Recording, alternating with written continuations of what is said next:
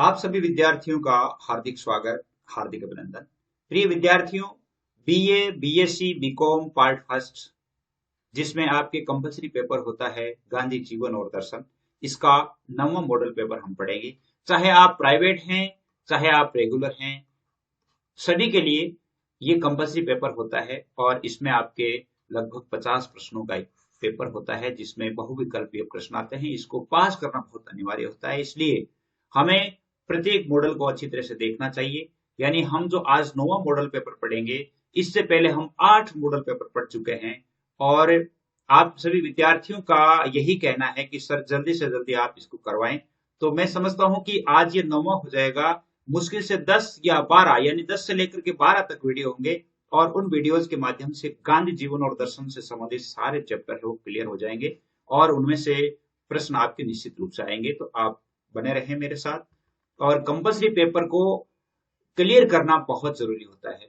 अगर चैनल को सब्सक्राइब नहीं किया है तो सब्सक्राइब कर लें, ताकि आपका जो सेशन है, यानी इस सेशन में आपके जैसे BA first year, second year, final, उन सभी के लिए क्लासेज अपलोड होती है। इसके बारे में थोड़ा सा आपको बता देता हूं कि इस पर आपको बीए फर्स्ट ईयर से लेकर के बीए फाइनल तक, जैसे जनरल हिंदी है, जनरल इंग्लिश है, लिटरेचर है, पॉलिटिकल है, हिस्ट्री है, ज्योग्राफी है, सोशियोलॉजी है, इसके अलावा कंपटीशन क्लासेज है, एनवायरमेंट यानी पर्यावरण है, कंप्यूटर है, गांधी जीवन और दर्शन है, इनसे संबंधित सारे विषय है वो अपलोड किए जाते हैं। तो आप निश्चित रूप से मेरे साथ बने रहें, आपका ये सत्र जो है वो बहुत अच्छा जाने वाला है। तो आइए देखते हैं आज के प्रश्नों को। और सबसे पहला प्रश्न आता है कि गांधी जी ने अपनी कौन सी भूल को पहाड़ जैसी भूल की संज्ञा दी है, और वो है खेड़ा जिले के लोगों को सविनय आंदोलन को भंग करने का जो आह्वान किया था, उसको गांधी जी ने कहा है कि वो मेरे लिए एक पहाड़ जैसी भूल थी। पंजाब के किस कानून से जनता में अशांति अधिक ज्वलनशील हो गई थी, और वो था फौजी कानून। कौन सा कानून था? फौजी कानून जो लागू किया गया था पंजाब में, उस समय की बात है। यंग इंडिया अखबार को सप्ताह में 2 बार निकालने की सलाह गांधी जी को किसने दी? देखिए बहुत इंपॉर्टेंट प्रश्न है, वेरी इंपॉर्टेंट है। और वो दी थी उमर सुबानी और शंकरलाल ने। उमर सुबानी और शंकरलाल जो कार्यकर्ता थे, उन्होंने कहा कि इस अखबार को सप्ताह में 2 बार निकाला जाए। नवजीवन अखबार किस भाषा में छपता था? वो छपता था गुजराती में, और इसके संपादक जो थे इंदुलाल याज्ञिक भी थे इसमें साथ में।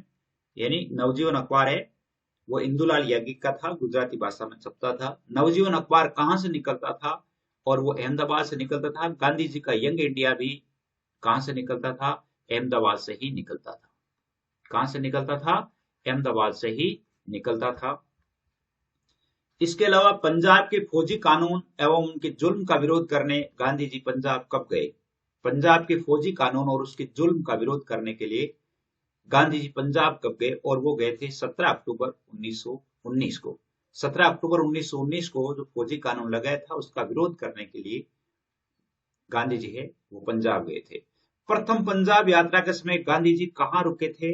और वो वहां के थे चौधरी यानी पंडित राम बसदात दत्त चौधरी के घर रुके थे। पंडित राम बसदत्त चौधरी थे, उनके घर में रुके थे। 8वां प्रश्न बन जाता है कि फौजी कानून और उसके जुल्मों की जांच करने के लिए अंग्रेज सरकार ने कौन सी कमेटी नियुक्त की? और वो नियुक्त की थी हंटर कमेटी। यानी उस समय आपको पता है जलियांवाला बाग हत्याकांड भी हुआ था, और जलियांवाला बाग हत्याकांड की, जिसको जलियांवाला बाग हत्याकांड भी कहा जाता है, जलियांवाला बाग हत्याकांड की जो जांच है वो भी इसी कमेटी के द्वारा की गई। खिलाफत कमेटी की बैठक में गोवध बंद करने के लिए किसने ऐलान किया? खिलाफत जो कमेटी थी उसकी बैठक चल रही थी और उसमें एक मौलाना थे जिसका नाम था अब्दुल बारी, और उन्होंने कहा कि कोई भी गोवध नहीं करेगा। गाय का वध नहीं करने के लिए एक विधर्मी के द्वारा यानी मुस्लिम के द्वारा गायों के संबंध में इतना बड़ा संरक्षण देने की बात उस समय की गई थी खिलाफत कमेटी में। वो मौलाना अब्दुल बारी थे। हमें आपको विदेशी वस्त्र हमें आपके विदेशी वस्त्र बहिष्कार से संतोष हो ही नहीं सकता, ऐसा किसने कहा? गांधी जी को जब वहां पर फंक्शन चल रहा था यानी बैठक चल रही थी, तो बैठक में एक मौलाना थे जिसका नाम था हसरत मोहानी। हसरत मोहानी जो थे, मौलाना हसरत मोहानी ने कहा था कि आप जो विदेशी वस्त्रों का बहिष्कार कर रहे हैं, इससे हमें कोई संतोष नहीं है। गांधी जी ने नॉन कोऑपरेशन को शब्द का प्रयोग प्रथम बार कहां किया था? नॉन कोऑपरेशन जो शब्द है उसका प्रथम बार जो असहयोग, नॉन कोऑपरेशन को इसको हम असहयोग जो शब्द है इस नॉन कोऑपरेशन का सबसे पहले प्रयोग किया था खिलाफत सभा में। कहां किया था? खिलाफत सभा में किया था।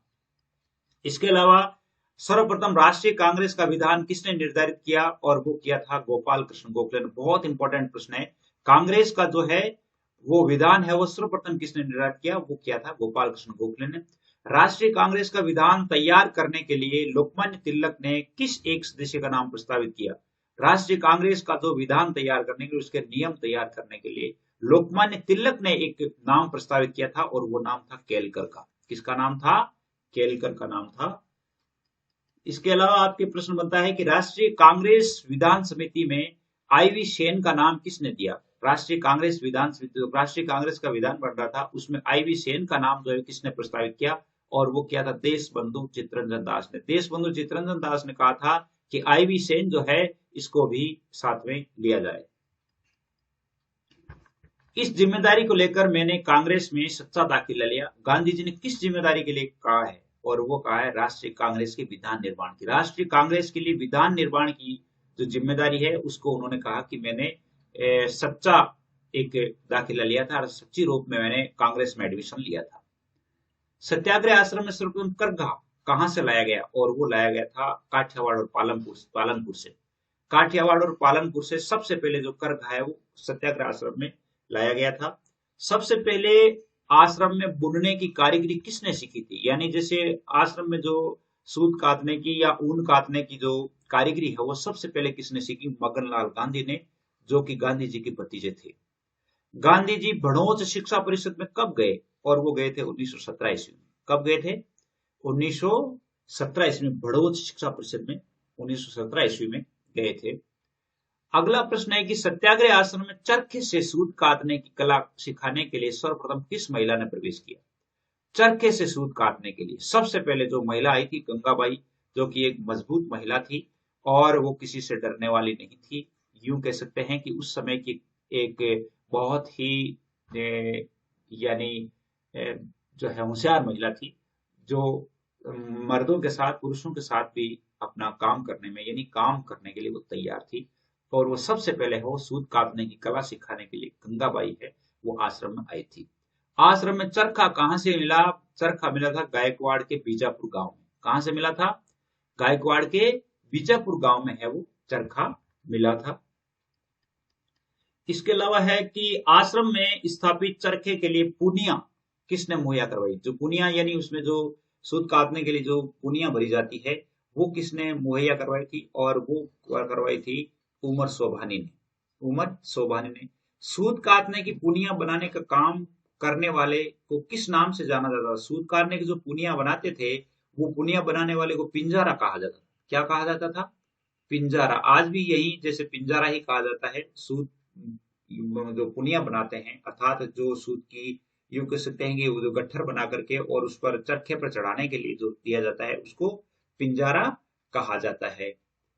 इसके अलावा प्रश्न बनता है कि आश्रम में एक पिंजारे को कितना वेतन दिया जाता था? और उसे दिया जाता था 35 रुपए एक महीना के। एक महीना के कितने रुपए दिए जाते थे? 35 रुपए दिए जाते थे। और ये बहुत पहले की बात, 1920 के आसपास की बात है, तो उस समय 35 रुपए बहुत होते थे। सत्याग्रह आश्रम में बने खादी के पहले थान की लागत कितनी आई? प्रथम बार सत्याग्रह आश्रम में जो खादी का थान बनाया था उसकी लागत आई थी 17 आने प्रति गज। एक गज में 17 आने खर्च हुए थे। कितने खर्च हुए थे? 17 आने खर्च हुए थे।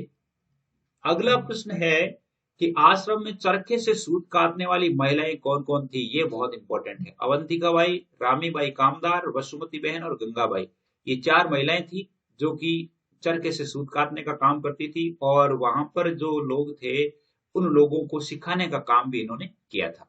उन लोगों को, यानी वहां जितने भी लोग थे उन लोगों को ये सिखाया भी करती थी। उम्मीद करता हूं ये 25 प्रश्न आपके समझ में आ गए हैं। अब 10, 11 और 12 बस 3 वीडियो और रहे हैं। 3 वीडियो जब आप पढ़ लेंगे तो निश्चित रूप से इस पेपर का आपके हो जाएगा। और उसके बाद हम जैसे अगले जो हैं वो शुरू करेंगे। आज के लिए बस इतना ही। जय हिंद, जय भारत।